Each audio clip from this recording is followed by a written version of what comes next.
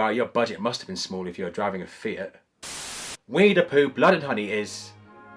What the f*** is this?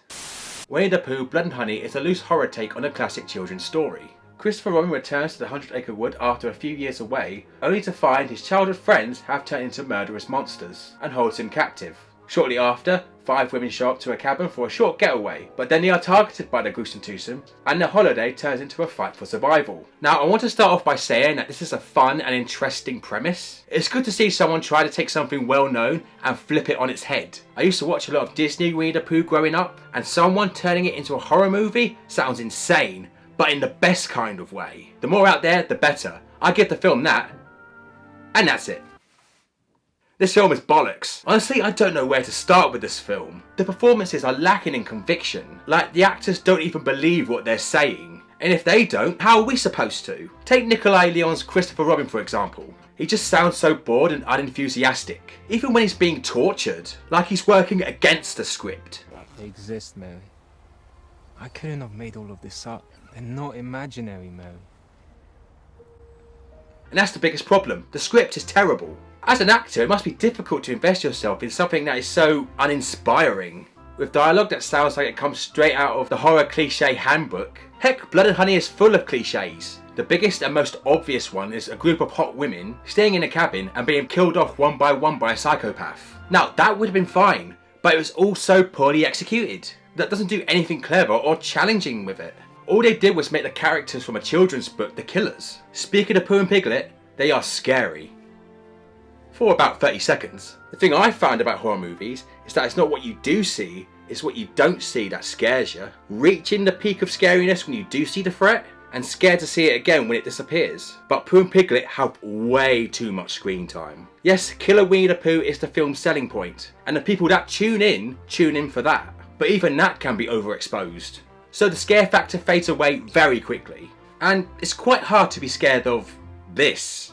I mean, how could you not laugh if you see this through your window? As if he was about to say, "Oh, sorry to disturb you. One of your bras flew into my garden, and I've come to bring it back." And I'm not joking when I say Pooh really reminds me of John Goodman.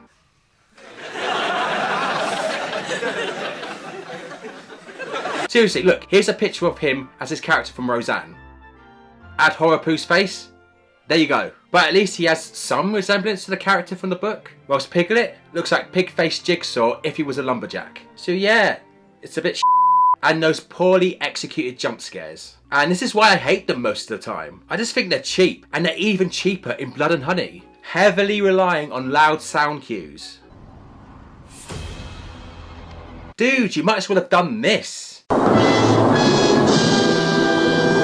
I think a creepy atmosphere is more effective.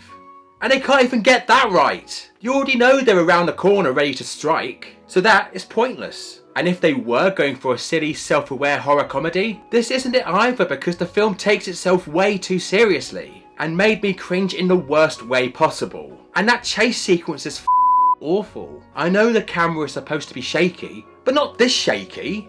It just looks like the cameraman is running on uneven ground and can fall flat on his face at any moment. And it looks like Pooh's actor is trying to run without his head falling off. Getting back to the story, the setup is fine. The gang from the 100-acre woods' feral instincts have taken over, after eating one of their own to avoid starvation, and hating all humans after being abandoned by Christopher Robin. It's pretty straightforward and gets you in mood for a literal bloody good time. But the execution is very sloppy, and the things they add on top of that are pointless. The leading lady, Maria, has had a traumatic experience, but that doesn't go anywhere. 2 of the girls are a thing, but I didn't care about that because again, that didn't go anywhere. And there's no payoff when it comes to Christopher Robin either. There are so many things here that don't make sense.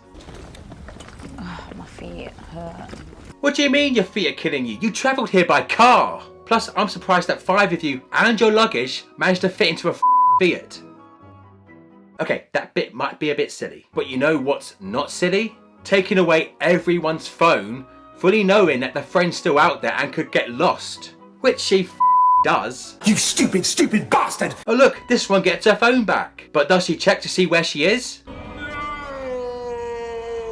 Also, for an 85-minute film, they like to drag things out a bit. Personally, I think there are 1 or 2 scenes here that were unnecessary. In fact, I think Blood and Honey would have benefited more from it. and the scenes that were necessary take up too much time getting to the point. If you've seen that bit in the trailer with the girl in the jacuzzi and she gets taken by Pooh, that's done within seconds. Most of it is just her posing in her bikini for Instagram, which I'm not complaining about at all.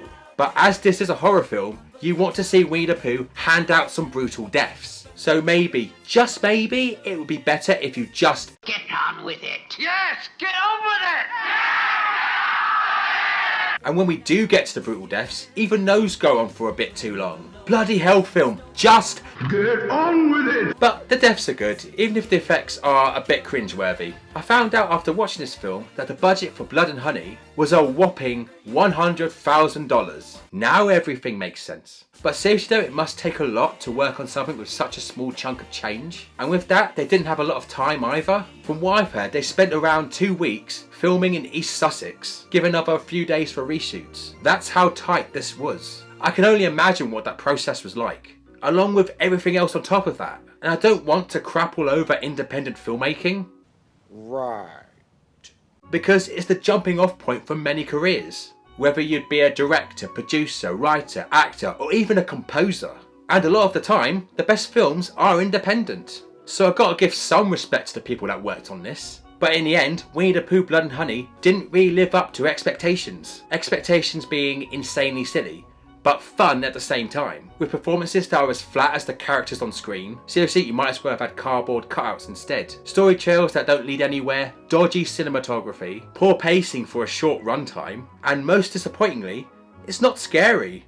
Or even scary funny, which for me would have been a dull watch if I watched it on my own. But luckily I was in good company and we got some fun out of it. So here's what I suggest. If you are curious about watching this film, find some good friends to watch it with and you'll probably have a laugh. Otherwise, on your own, it's just not worth it. So now that I've watched Blood and Honey, I can put that behind me and move on to something else, right? No! Turns out this film was bloody successful. According to the Numbers website, it's made over $5 million worldwide. And they are going ahead with the sequel. Oh, bollocks. And not just that, they have other projects planned. They're gonna do dark takes on Peter Pan and Bambi. No! So with that being said, will they be able to learn their lessons from Blood and Honey for the sake of their future projects? Well, only time will tell. Seriously, you know what's scarier than Winnie the Pooh Blood and Honey? John Cena's bald spot. And that was my review of Winnie the Pooh Blood and Honey. But what do you guys think? Have you seen this film? What children's story do you want to see made into a horror film? And where the f did this girl get this gun from? Seriously though, it looks like something that's bought from that merchant from Resi 4. Comment down below and let me in the know. And that's about everything for today, my friends. And thank you so much for tuning in. And I hope you enjoyed this video. If you like what you saw, make sure you like, share and subscribe. Hit that bell for notifications and follow me on Facebook, Twitter and Instagram. I've been Titch and I'll see you guys in the next one. Take care.